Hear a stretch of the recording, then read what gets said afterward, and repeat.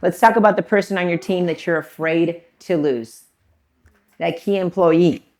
You know exactly who I'm thinking of. They close deals, they bring in revenue that makes your P&L look good. But here's what you want to admit out loud.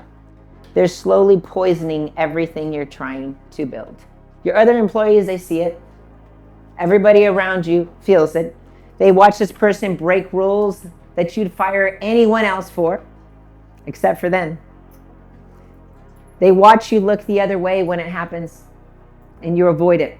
They slowly start to resent them because you're always defending them. They quit producing. They feel you don't care. They don't feel like you align with your mission, your core values, and everything that you've built, had all these years trying to be building. And every time you do nothing, you're also teaching them, what do you really stand for? And do you have those golden handcuffs with those people? You probably think, I can't afford to lose them, okay? And that's why you keep them, okay? But have you calculated what's keeping them actually costs you? What is it? The 3 good people who actually quit because they couldn't stand working alongside of them? Those 3 people, have you taken them into consideration? A toxic performer silently trains a culture to lower their standards. The customers who never came back after one bad interaction. Those clients that see that, they feel it, they sense it. It's the person that's always bragging, that rubs the clients wrong, that you're kind of like, oh, well, he puts up numbers. Your clients feel it too. Not only do your fellow employees or the people that you have feel it, your clients feel it too. They can sense it, but you're keeping them anyway. We've had that before. The hours you spend cleaning up their drama instead of growing your business. This is the truth. The honest truth is that the income that they generate is often not as much or not worth as what it's costing you. Okay? That's the difference.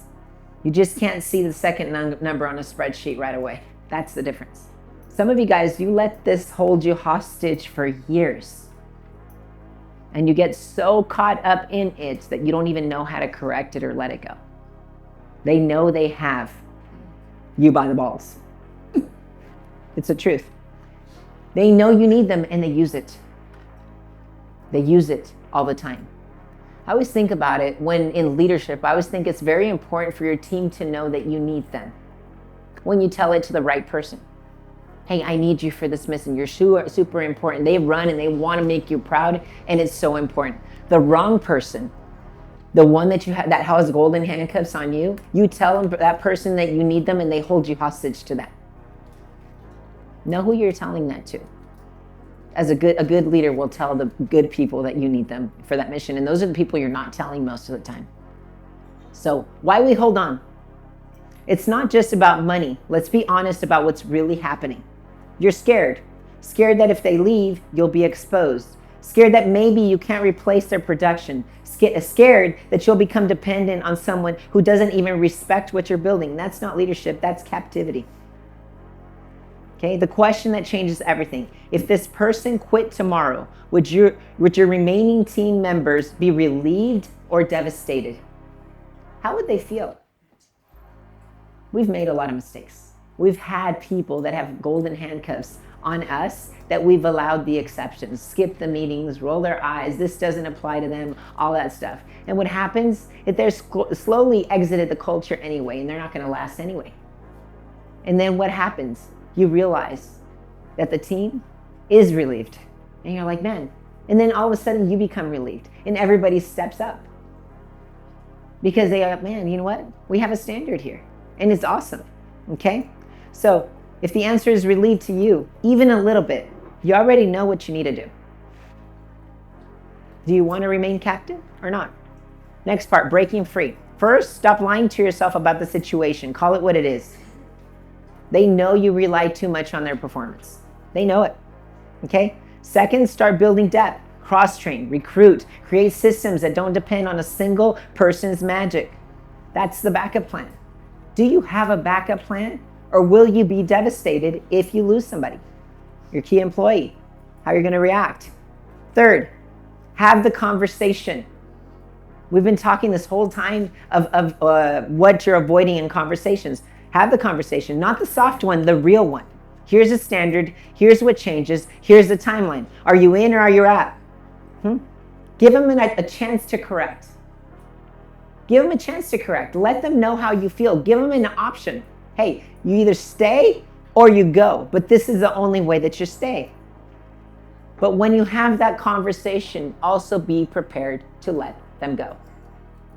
You always have to be prepared to let them go.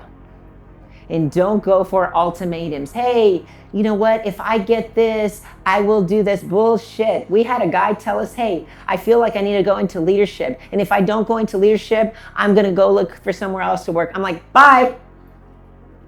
That's a sign of golden handcuffs. Some of you guys are promoting people that you shouldn't be promoting because they're giving you an ultimatum. Never do that. Never do that. Ever. You don't negotiate with a terrorist. Yeah. Ever. Okay? When you have these conversations, some will rise, some will fall off. Either way, you'll finally be free. Your freedom is worth everything. So, the leader's choice. You can protect the person's production or you can protect your culture. What is more important? Your culture or their production? Yes? So this is why I'm talking about you producing all this stuff. This is why I'm so nerded out with all of these systems and all these processes. Because if you're just training off of your head, that key employee is going to hurt when you lose them. And that's when you're so vulnerable. And that's when you feel like you're having to start over so many times. And he knows he hurt you. Yes. Or she knows they hurt you. See, that's the sickening side, is they know they hurt you. And you let them hurt you. You let them hurt you. You were the one who didn't set yourself up to win. And I bet if you would have protected yourself and they would have known that you wouldn't have been hurt if they'd have left, they would have straightened up and not left. People operate out of sickness. They like to harm people. Did you steal my coffee? Oh. You can drink it. It's okay. It's gone. How'd you drink it so fast? I thought it was ours. I had a coffee. Oh yeah, babe. He's got your coffee. Did you steal my coffee? Fabio had my coffee. Fabio? Hey, listen, I'm sorry, babe. I blamed you. I apologize. I'll take the bullet. That doesn't happen very often, but I'm sorry. Get it on camera. Get that on camera, because that'd be the once a year thing where I actually am wrong. Okay, getting back to this.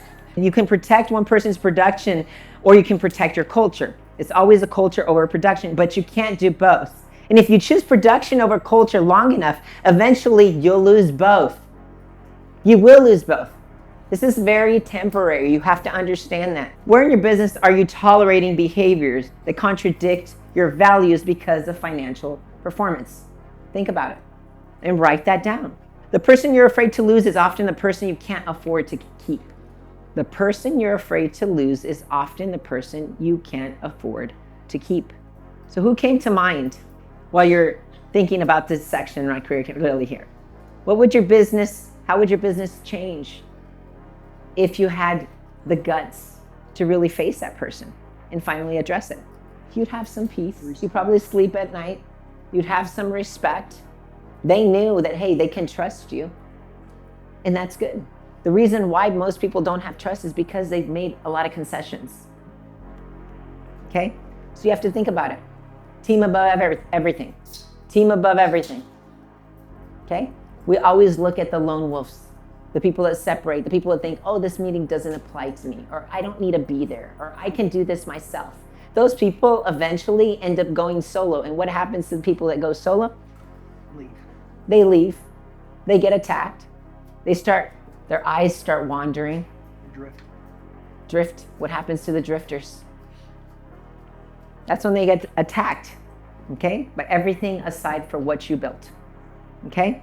So if you want to go fast, go alone. But if you want to go far, you go together. There's nothing above the team, okay? So teach them not to be lone rangers. Teach them to dig into the team, to lean on each other, to grow together.